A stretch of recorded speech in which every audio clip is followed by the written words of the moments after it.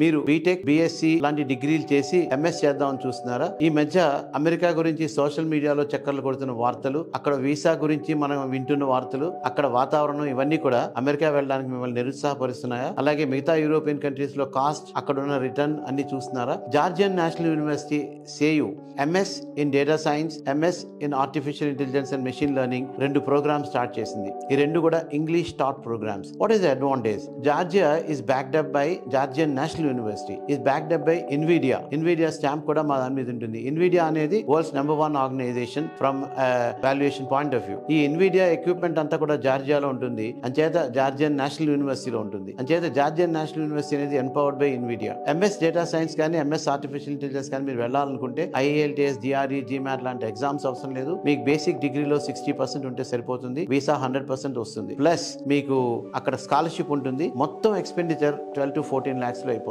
And jobs చాలా ఉన్నాయి. మీరు జార్జియా అనేది యూరోపియన్ కంట్రీ కాబట్టి జార్జియాలో ఎంఎస్ చేస్తే యూరోప్ లో ఎక్కడైనా పని చేసుకోవచ్చు. జార్జియా నుంచే మీకు ఈ వీసా వస్తుంది. ఏ కంట్రీ కావాల్సిన కంట్రీకి వెళ్ళి అక్కడ మీరు జాబ్ ఎత్తుకొని పని చేయొచ్చు. So what are you waiting for? Georgia is calling you, the beautiful country, a tourist destination. Lot of part-time jobs are available. Check up with our office in India. Thank you.